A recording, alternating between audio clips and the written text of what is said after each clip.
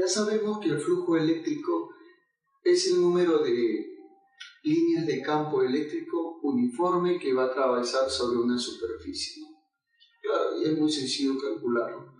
Pero cuando la superficie ya no es de repente una superficie plana, sino una superficie curva, entonces ya es un poquito tedioso saber identificar esa parte. Para que tú puedas calcular un flujo eléctrico de una superficie, en este caso curva, como una esfera, o de repente un cilindro, o alguna superficie, entonces necesitamos del uso del cálculo superior. En este caso hablamos del cálculo integral. Claro, una integral definida, claro, y también cerrada, por si acaso, a través de esa superficie, la cual va a concentrar las líneas de campo eléctrico, por supuesto. Esta información, por ejemplo, nos da mucha explicación acerca de cómo nosotros podemos de repente interpretar las cualidades y las propiedades de la carga eléctrica, porque tú sabes que la carga eléctrica es una propiedad de la materia.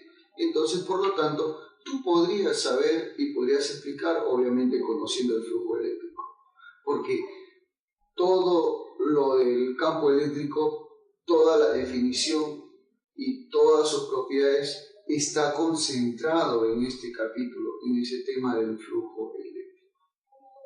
Bueno, pero más adelante, en ese tiempo, hubo un científico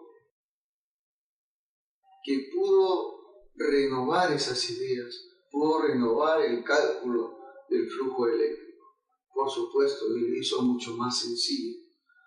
O sea, me está diciendo, ¿cómo a qué se refiere, profesor? Claro, de que él vio que no era necesario conocer de repente el campo eléctrico o calcular el campo eléctrico uniforme, ni tampoco era necesario calcular el área de la figura, no para nada. Él simplemente lo resumió en una carga neta concentrada o encerrada en una figura. Claro que sí. O sea, tú puedes adoptar cualquier tipo de figura. A esa figura se le conoce como la figura gaussiana. Claro que sí, porque corresponde a lo que se le conoce como la ley de Gauss. ¿Qué cosa es la ley de Gauss? De repente tú dirás, no, profesor, ¿a qué se refiere con la ley de Gauss? Porque yo sí he entendido lo que es un flujo eléctrico. Yo sé que es un flujo eléctrico, es el producto del campo eléctrico por el área con el cual atraviesa. Ya, perfecto. ¿Sabes eso, señor? Pero algo más sencillo que eso sería la ley de Gauss. Claro que sí. ¿Qué cosa tú puedes demostrar con la ley de Gauss? Simplemente de que el flujo eléctrico no es indispensable de un área concisa. O sea, no necesitas un área en sí concisa para poder saber cuál es el flujo eléctrico. Eso nos demuestra Gauss. Segundo, que tú puedes ver la naturaleza del campo eléctrico mucho más allá que el cálculo del flujo eléctrico. Como por ejemplo, hace rato en las clases anteriores yo te había dicho que la carga eléctrica en el interior de una esfera conductora era igual a cero, ¿cierto? Claro que sí. Eso se puede demostrar con la ley de Gauss. Porque de repente tú dirás, profesor, pero no se supone que mientras menos radio haya, no debe haber mayor cantidad de campo eléctrico. Claro, eso es en el exterior, pero en el interior ocurre todo lo contrario. Y eso, como te vuelvo a recalcar, se puede demostrar con dicha ley de Gauss. Muy bien. Entonces, ¿en qué comprende la ley de Gauss? Simplemente, imagínate que tú tengas una carga la cual va a estar asociada a una superficie. Por ejemplo, la superficie que tú estás viendo por acá.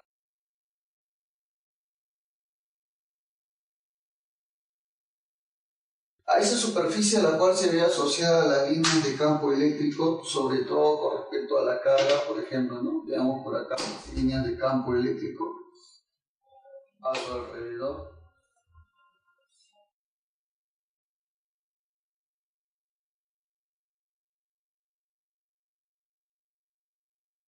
Entonces diremos nosotros, ¿no? Estas son las líneas de campo eléctrico. Claro que sí. Y estas líneas de campo eléctrico van a estar obviamente en función y en torno a lo que se llamaría la superficie gaussiana. O sea, toda esta línea que tú observas, toda esta superficie que envuelve a esa carga, la cual distribuye obviamente, se le conoce como la superficie gaussiana.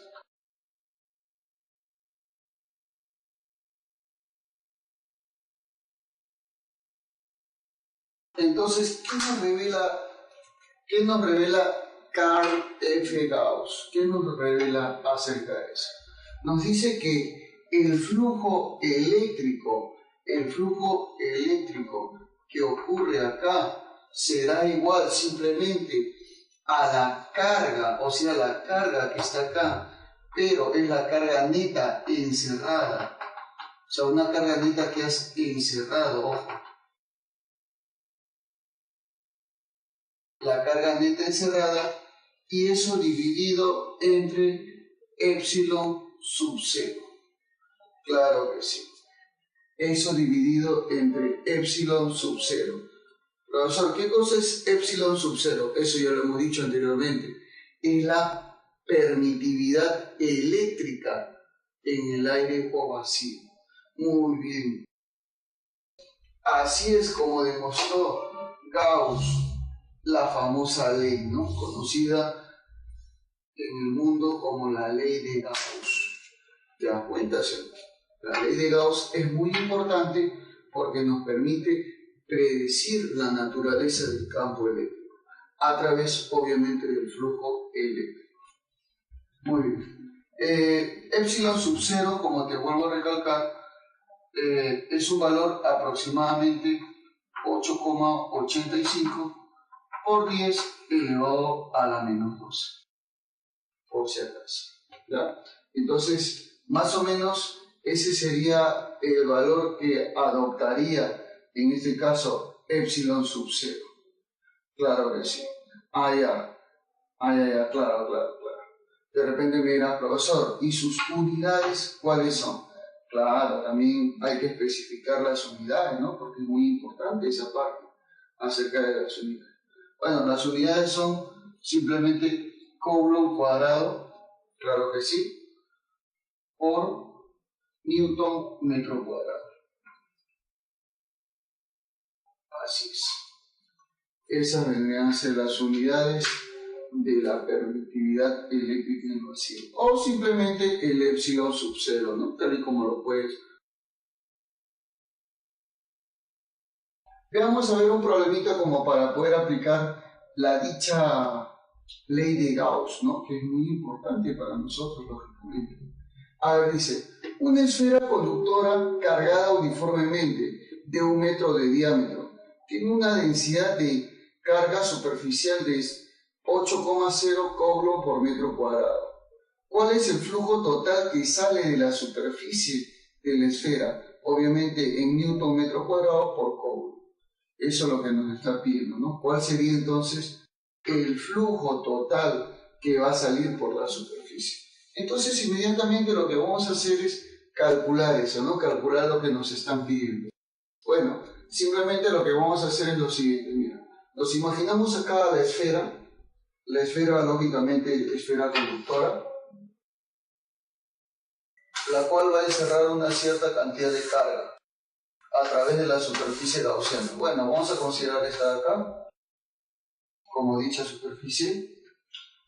Simplemente diremos nosotros, por acá más o menos experimentará líneas de campo eléctrico a través de dicha esfera, por ejemplo.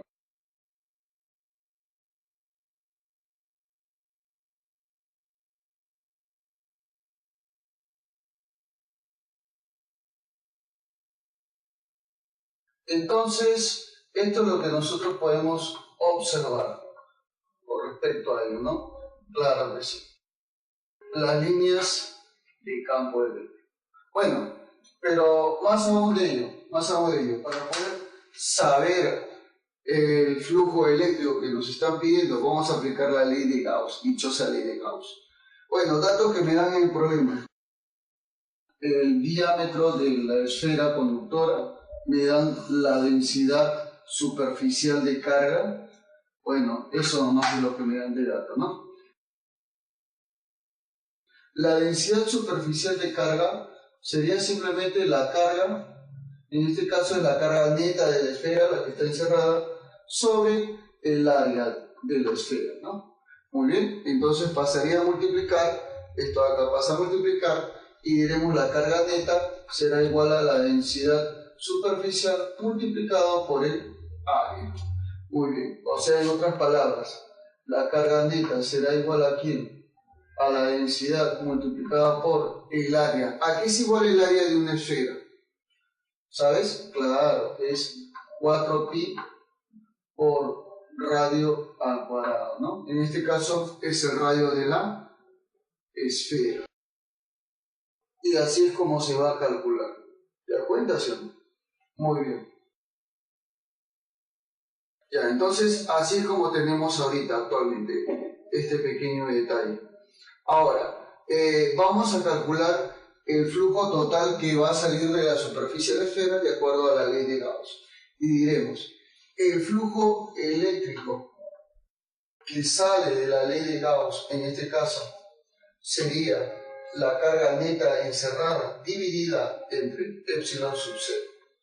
Pero la carga neta encerrada sería la densidad superficial por 4pi por radio al cuadrado.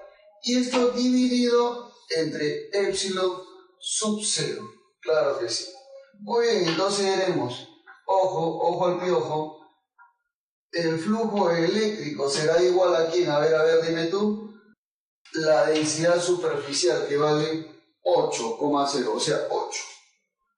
Multiplicado por 4 por pi, que es 3,14. Claro que sí. O el radio al cuadrado. Bueno, a ver, mucho cuidado acá en esta parte. El radio, bueno, el diámetro vale 1 metro. Si el diámetro vale 1 metro, ¿el radio cuánto sería? La mitad, muy bien. O sea, 0,5 pero elevado al cuadrado. Y eso dividido entre epsilon sub 0, que vendría a ser 8,85 por 10 elevado a la menos 12. Muy bien, ahora sí. El flujo eléctrico será igual a ver. Multiplicamos, acá sería, más o menos tenemos 8 por 3,14 sale 24, y algo, cerca de 25. 4 por 0,25 es 1, inmediatamente se elimina. 25 y tanto, 24 y tanto, 25 y tanto, algo así, dividido entre 8,85 saldría aproximadamente 2,84. Muy bien. Esto de acá subiría con signo positivo. Sería entonces 10 a la 12. Newton metro cuadrado por Coulomb. Muy bien. Entonces, este sería el resultado, obviamente, de mi flujo eléctrico, ¿no? Claro que sí.